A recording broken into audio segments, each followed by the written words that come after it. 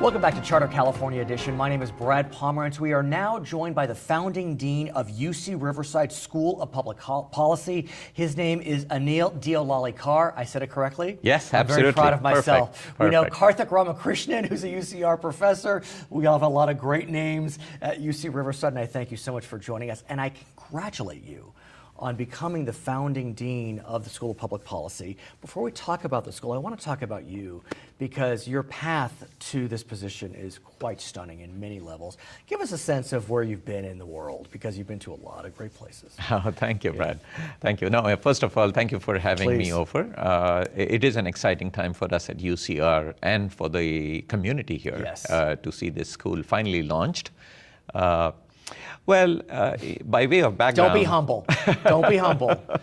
Please. By way of background, I'm a development economist, so I work on the economics of developing countries like India, China, Indonesia, Kenya, and so forth. And I have been working in this area for the last 25, 30 years. And you've worked for the World Bank in Africa, yes, in Asia. You worked for the USAID. And so I worked for a number of international development organizations. I have worked as policy advisor to many developing country governments in Africa and Asia. I spent a year in East Africa. Wow, where? In Kenya, in Nairobi. Which I hear is actually quite beautiful. Beautiful, one of the most beautiful cities in the world, actually. And I hear that Nairobi in itself is simultaneously developed and developing. Yes. Is that fair? Yes. It's you would be hard put to find such a cosmopolitan city anywhere else in the world. Let's talk about the Inland Empire, which is developing in a different way. The way I've compared the Inland Empire is as follows. I think about Orange County in the 70s and 80s. That's kind of when that county grew up. And I feel like the Inland Empire is kind of growing up as Orange County did in the last decade and this one.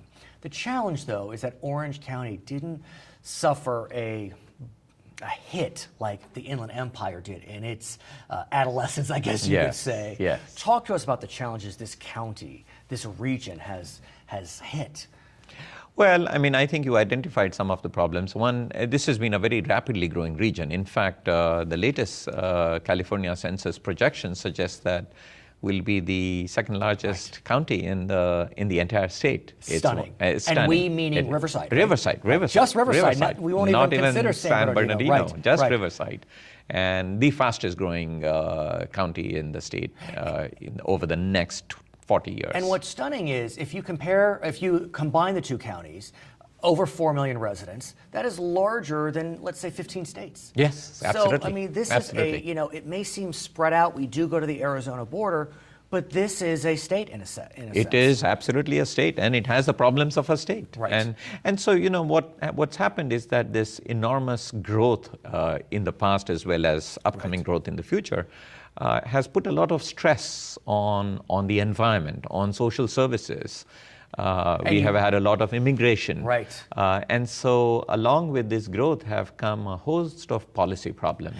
I spoke with, earlier in this episode, Senators Richard Roth and Senator Bill Emerson, who you just met, and we have lamented the fact that one of the reasons why UC Riverside so badly needed a medical school is because there's a dearth of primary care physicians in the Inland Empire. A topic I'm sure that you have studied and will study as part of the School of Public Policy. Absolutely. In fact, we plan to partner very closely with the School of Medicine, and what we are discussing with the School of Medicine folks is possibly offering a joint MD, MPP, a Master's in Public Policy degree, which would be very unusual. It's done only at a handful of universities around the country. Right. And so basically you would add on a year of policy coursework, policy exposure to medical students. Because most medical doctors in the United States who come out of medical school really have no clue as to what is happening outside of the human body. Right. Basically what's happening in society. Especially those that may work in community health clinics. Exactly. Or work in the international arena. So let's back up and talk about the School of Public Policy. It's going to be opening in the fall of 2014. Yes. We still have to get some approvals and permissions. The UC is a big bureaucracy, so to get the curriculum approved, we have to go through several stages of approval. Okay, but we hope that we'll be able let's to presume do it's that. going to happen. It won't have the bump that UCR Medical had, hopefully. So tell us about the school. Tell us about the first year. What's its goals? Where do we see the school going?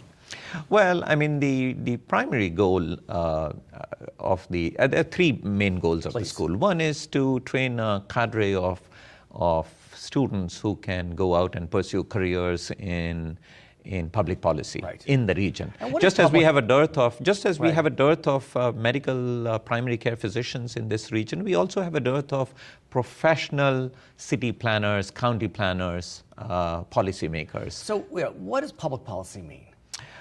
Well, public policy is essentially the studying human behavior and seeing how government, how policies can make a difference to people's lives, what kind of consequences, both intended and unintended consequences you can have from different policy actions, to be able to design interventions, public interventions in a way that benefits the community at large. So will the school serve undergraduates, graduates? Who will the school serve? Well, we actually already have, as part of our preparations leading up to the School of Public Policy, we actually already had launched an undergraduate program in public policy at UCR. It's based in one of the existing colleges, the College of Humanities, Arts and Social Sciences. It's a very popular program. We started off about 4 or 5 years ago with 2 undergraduate majors. Now we have 125. Wow. And so that actually will provide a nice pipeline into the graduate program, which is the mainstay, which will be the mainstay of the School of Public Policy, a master's in public policy. And so you'll be offering masters, PhDs as well? Eventually, a couple of years down the road, we'll sort of try to get a PhD in public policy. But we'll also have a minor PhD in public policy. So students who are doing a PhD in other fields like environmental sciences or political science or even medicine. You can get a minor PhD? Well, you sort of, it can be put on your I understand. I never knew that. Yes, yes. I'm sure you've heard that the former mayor of Riverside, Ron Loveridge, is coming over to UC Riverside. Well, he's actually He's already there. He is already there. And so the school that he is working in deals with sustainable suburban development. Is that correct? It's the Center for Sustainable Suburban Development. It feels as if it would be a great partner with the School of Public Policy? Actually, the idea is that the center will be part of the School of Public Policy. So it's going to be sort of joining the School of Public Policy as one of its research centers. So you're going to have some real powerhouses. I mean, there is no doubt that, when I think about Karthik Ramakrishnan and some of the other political science professors, yourself, Ron Loveridge, you're ready to go. And we have, don't forget, we have a whole a host of faculty who work on environmental issues in this region, in the Coachella Valley, in Riverside. We have a very strong group working on water policy. We have a water science and policy center. Whiskey is for drinking, water's worth fighting over. That's the cliche we hear. And water is the next oil, as they say. And in this region, you know how important water is going to be. Water scarcity, water quality, these are all very important issues. You mentioned immigration briefly, and I must speak with you about that, because in California, immigration is a hot button issue in the best and worst sense. I don't need to get into the particulars with you on the immigration reform measures that are being considered in Washington. But talk to me about how the School of Public Policy will look at immigration and try to train the leaders of the future on these policy I think issues. In almost every issue, the focus will be to try to get students to look at evidence. This is what we call as evidence-based policymaking, not to sort of just have ad hoc policies as a knee-jerk reaction to what is happening and anecdotal in nature. To really look at the evidence. What is the evidence that we have on immigration, the impact of immigration on the region, the long-term impact of skilled immigration? How is it going to benefit or hurt the region? Look at all the data and then make informed policy. That's the whole idea about the school. Congratulations. When will you begin accepting applications? Hopefully about a year from now for the class entering fall of 2014. His name is Anil Deolalikar. He is the founding dean of UC Riverside School of Public Policy. My name is Brad Palmer. We thank you so much for watching Charter California Edition.